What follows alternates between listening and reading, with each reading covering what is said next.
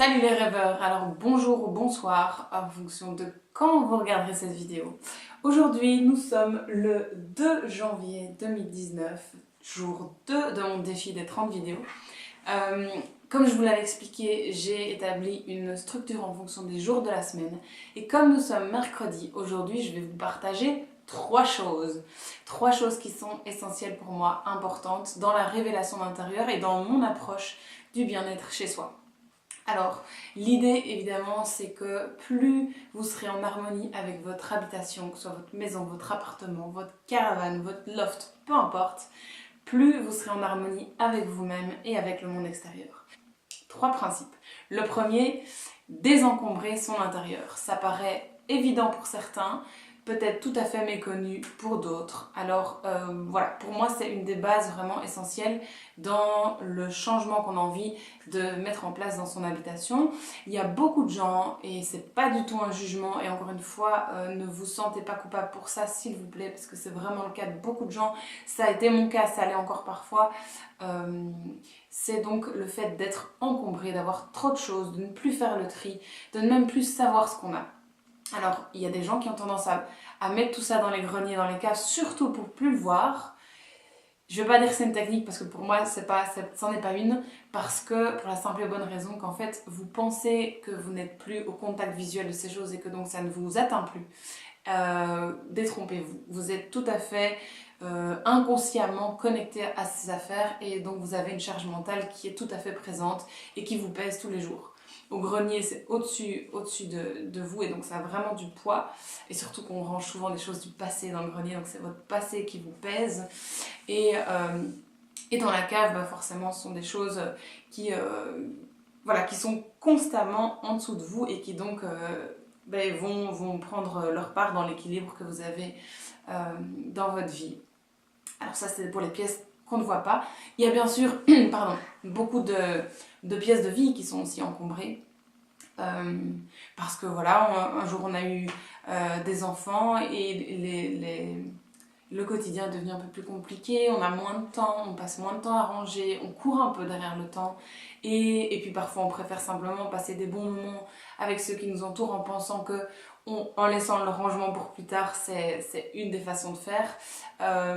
Mon approche, c'est de se dire on va essayer de voir les choses autrement et en désencombrant votre intérieur, en faisant du tri et en sachant tout à fait ce que vous avez, vous allez libérer de la place non seulement dans vos pièces, mais bien sûr dans votre tête et dans votre ressenti et donc de la place pour des moments de qualité et pour entreprendre ce que vous voulez.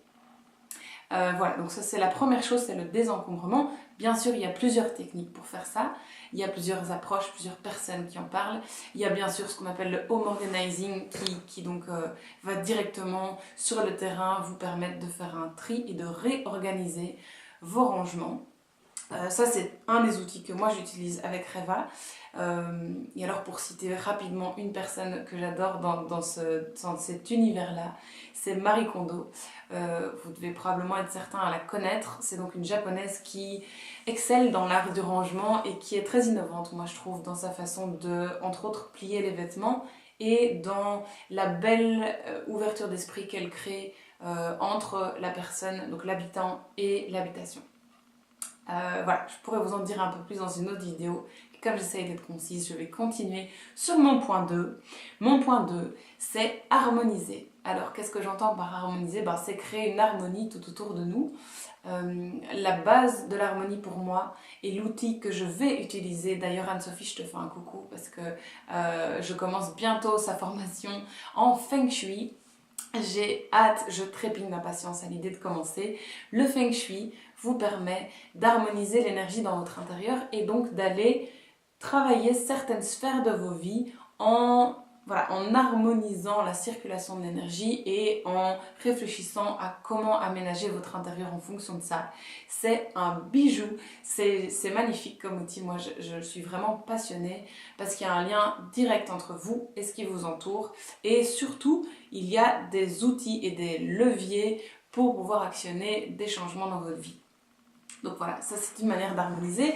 Et alors une autre manière, enfin pas une autre manière, une autre une autre approche de l'harmonisation qui m'est chère parce que c'est quelque chose que j'applique depuis toujours sans vraiment le savoir, c'est se faire confiance. Moi aujourd'hui j'ai vraiment envie de vous inciter et de vous inviter à vous écouter, à vous faire confiance et ça va vous permettre de réaliser qu'en fait vous avez une intuition qui vous permet de sentir si un objet est juste, s'il résonne par rapport à vous, s'il rayonne et qu'il vous apporte de la joie.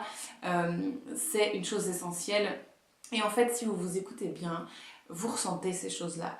Alors, c'est pas toujours évident, c'est pas pour tout, mais il y a des choses comme ça où, par exemple, on vous a fait un cadeau, vous trouvez ça joli, et puis vous le mettez sur votre étagère, et au final, tous les jours quand vous passez devant, ça vous parle pas plus que ça. À la limite, pire, ça vous crée un sentiment pas forcément agréable ou ça vous génère des idées qui ne sont pas forcément positives. Voilà, en fait, vraiment, écoutez-vous.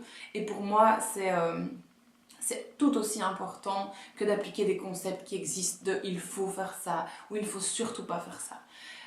Voilà, dans le fait d'harmoniser, moi j'ai envie d'apporter vraiment ce ressenti qui est très important. Et c'est déjà une question d'énergie finalement. Mon point 3, alors c'est évoluer.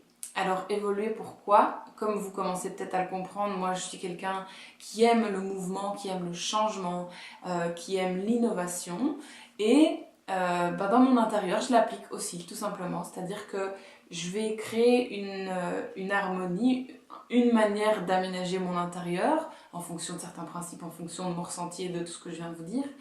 Et puis, parfois, j'ai juste envie de changer.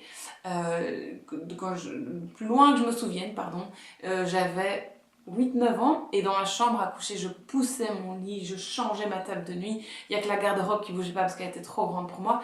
Mais vraiment régulièrement, je dirais même tous les 3-4 mois, je rechangeais tout parce que j'avais besoin de m'adapter à qui j'étais à ce moment-là, à ce que je vivais, à ce que je voulais ressentir. Donc voilà, j'ai envie de vous inviter aujourd'hui à oser le changement et à oser, encore une fois, vous écouter et vous dire que finalement, vous êtes autorisé à ne pas rester figé sur une manière d'agencer votre intérieur. Ça, c'est pour moi aussi très très important.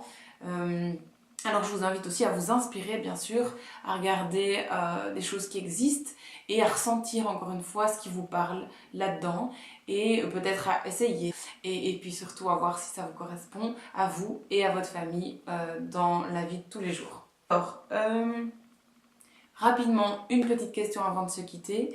Si je vous demandais aujourd'hui de m'écrire dans les commentaires ci-dessous, lequel de ces 3 points était pour vous le premier que vous auriez envie de travailler dans votre intérieur?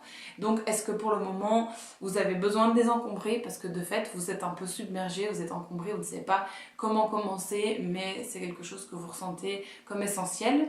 Est-ce que plutôt, voilà, le désencombrement ça va, vous gérez, mais vous avez envie de créer une harmonie chez vous et vous ne savez pas très bien par quel côté le prendre? Ou est-ce que vous sentez que vous avez plutôt tendance à créer un aménagement et un agencement autour de vous qui vous plaît et qui vous ressemble, mais au jour d'aujourd'hui, vous avez envie de changement? Voilà, et vous n'avez peut-être pas cette audace ou cette petite étincelle qui fait que vous avez envie de déclencher ce changement. Voilà, tout simplement, dans lequel de ces 3 points vous ressentez le plus aujourd'hui? Merci déjà pour ça m'intéresse beaucoup de lire vos réponses. Donc c'est ici qu'on se dit au revoir et je vous souhaite à tous de merveilleux moments dans votre intérieur bien sûr et avec vos proches et avec vous-même. Je vous dis à demain pour une prochaine vidéo. Ciao ciao.